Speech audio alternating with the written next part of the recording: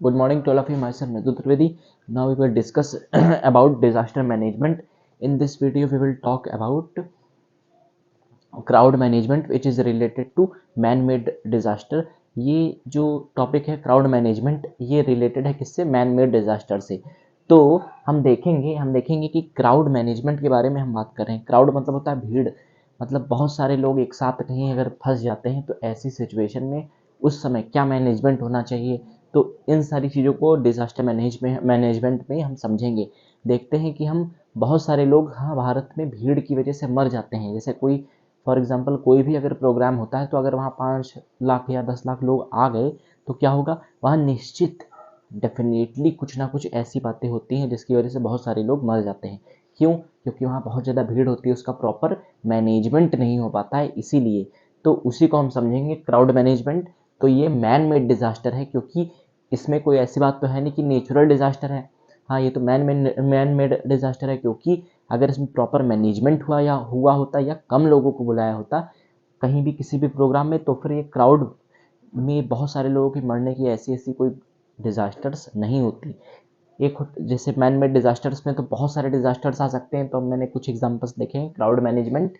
और industrial disaster भी हो सकता है, जैसे इंडस्ट्रीज में आग लग जाए तो फिर जैसे भोपाल जो ट्रेजेडी हुई थी वो सबसे इम्पॉर्टेंट एग्जाम्पल हो सकता है इंडस्ट्रियल डिजास्टर का, जो कि मतलब इंडस्ट्री के थ्रू हो। तो ये भी मैन मेड ही है, क्योंकि यहाँ पे माना जाता है कि गैस लीक हो गई थी। फिर एक्सीडेंटल डिजास्टर्स भी होते हैं कुछ, जैसे कोई बहुत स्पीड में बाइक चला रहा है तो फिर उसका एक्सीडेंट हो जाता है, तो ये सारी, और उसमें बहुत सारे लोग और भी उसकी वजह से टकरा करके मौत हो जाती है बहुत लोगों की। तो फिर मतलब बहुत बड़े लेवल पे भी एक्सीडेंट वगैरह ये सब जो होते हैं तो ये भी एज अ डिजास्टर ही तो होते हैं। तो ये सारी जो चीज़ें हैं ये रिलेटेड किससे हैं? मैन मेड डिजास्टर से। मतलब इसमें ह्यूमंस का रोल ज़्यादा होता है। वैसे तो नेचुरल डिजास्टर्स भी तभी होते हैं जब ह्यूमंस का रोल कुछ बहुत ज़्यादा अमाउंट में होता है। तब कुछ नेचुरल डिजास्टर्स भी ऐसे हैं, जैसे अर्थक्वेक आता है, तो जब बिग डैम्स का कंस्ट्रक्शन होता है तो कहीं कहीं हमको अर्थक्वेक को देखने को मिलता है, क्योंकि ऐसे जब डैम्स बनते हैं तो उसमें डीप कंस्ट्रक्शन होता है, बहुत गहराई तक की खुदाई होती है, जिसकी वजह से क्या होता है, बिग डैम्स के बनने की वजह से अर्थक्वेक आता है। तो ये भी कहीं ना कहीं मैन ह्यूमंस के थ्रू ही हो रहा है, लेकिन अर्थक्वेक आया है तो फिर लोग कहेंगे इसको ये नेचुरल डिजास्टर है। लेकिन यहाँ पे फुल्ली मैन मेड डिजास्टर्स हैं ये सारे। तो हम देखेंगे क्राउड मैनेजमेंट मतलब भीड़ को कैसे मैनेज किया जाए। तो क्राउड मैनेजमेंट, इसके कॉजेस कौन कौन से होते हैं? तो क्राउड बिहेवियर, मतलब वहाँ के लोग कैसे हैं, उनकी मानसिकता कैसी है। जैसे फॉर एग्जांपल कि अगर वहाँ पे जो लोग आ रहे हैं, उनके पास प्रॉपर अंडरस्टैंडिंग है, वो उनके पास प्रॉपर नॉलेज है, वो सभी उनका स्टेटस ठीक है, मतलब उनके पास ऐसी नॉलेज है कि हमें कैसे रहना चाहिए, कैसे बोलना चाहिए, कैसे जाना चाहिए। तो मतलब क्या होगा, अगर डिसिप्लिन्ड हैं तो फिर क्या होगा, अगर वो डिसिप्लिन्ड हैं तो फिर क्या होगा, ऐसी सिचुएशन देखने को नहीं मिलेगी कि बहुत ज़्यादा भीड़ की वजह से लोग मर जाएं। मतलब प्रॉपर उनके अंदर डिसिप्लिन होना चाहिए। अगर ऐसे लोग हैं कहीं पे भी तो ऐसा नहीं होगा। लेकिन अगर इन डिसिप्लिन्ड लोग नहीं हैं तो फिर क्या होगा, भीड़ की वजह से बहुत लोगों की मौत भी हो सकती है। तो ये एज अ डिजास्टर बन सकता है। तो क्राउड बिहेवियर, वहाँ के लोगों का बिहेवियर कैसा है, जो लोग कहीं भी आए हुए हैं उनका। फिर लैक ऑफ प्रॉपर मैनेजमेंट नहीं है। फिर किसके कारण होता है? लैक ऑफ इमरजेंसी एग्जिट्स या डोर्स, मतलब यहाँ पे इमरजेंसी डोर्स जो होते हैं वो हैं प्रॉपर या नहीं है। मतलब जैसे अगर हम मान लेते हैं कि अगर यहाँ पे बहुत ज़्यादा भीड़ है, मान लिया अगर 1 लाख व्यक्ति कहीं भी बैठा है, 1 लाख पर्सन अगर कहीं भी है, तो फिर अगर उन सबको एक साथ निकलना है, मान लिया किसी थिएटर से निकलना है उनको एक साथ, तो फिर क्या होगा, अगर एक ही डोर है तो फिर वहाँ पे बहुत ज़्यादा भीड़ हो जाएगी, जिसकी वजह से लोग दब सकते हैं, मर सकते हैं। तो बहुत सारे एग्जिस्ट होने चाहिए, बहुत सारे डोर्स होने चाहिए, 5-6 तो डोर हो कम से कम, अलग अलग जगहों से, अलग अलग रूट से लोग जा सके, जिसकी वजह से प्रॉपर मैनेजमेंट हो पाएगा।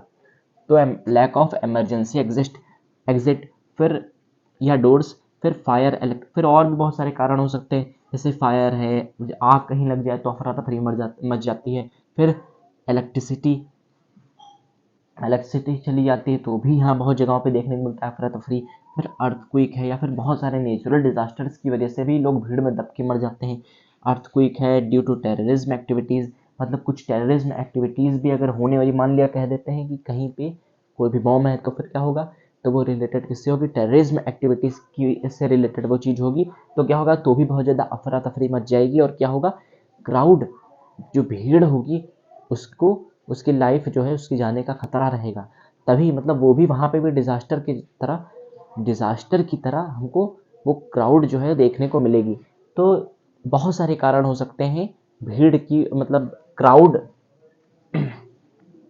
या भीड़ इकट्ठी होने में, या जो क्राउड है, जो भीड़ है, जो लोग हैं उसको, मतलब ये जो क्राउड है यानी भीड़ जो है उसको डिजास्टर बनने के लिए बहुत सारे कारण हो सकते हैं, जिनमें से हमने कुछ डिस्कस किए।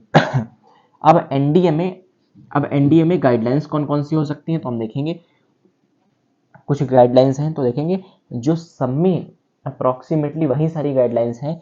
अगर हमको एक अच्छे से, अगर हमको डिजास्टर्स को, अगर कुछ डिजास्टर्स हमको अच्छे से आते हैं, तो अगर कोई भी डिजास्टर पूछा जाता है उसको मैनेज करने के लिए, तो हम वही पॉइंट्स लिख सकते हैं और अच्छे मार्क्स भी गेन कर सकते हैं मेंस में।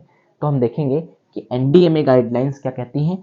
तो इसमें प्रॉपर अर्ली वार्निंग सिस्टम होना चाहिए पहले से। अर्ली वार्निंग सिस्टम मतलब क्या हुआ, अब यहाँ पे भीड़ को कंट्रोल करने के लिए अर्ली वार्निंग सिस्टम क्या है, जैसे जो एग्जिट डोर्स होते हैं तो वो इलेक्ट्रॉनिक हो, जैसे मतलब पता चले कि यहाँ पे कितने पीपल्स एंटर किए हैं, किसी भी जैसे थिएटर है, कहीं भी प्रोग्राम हो रहा है तो वहाँ कितने लोग एंटर किए हैं। तो ये सारी चीज़ों का जो मैनेजमेंट है वो प्रॉपर होना चाहिए, एनालिसिस होना चाहिए, और वहाँ से कितने लोग बाहर जाएंगे और प्रॉपर उसके लिए बहुत सारे एग्जिट होने चाहिए, डोर्स होने चाहिए।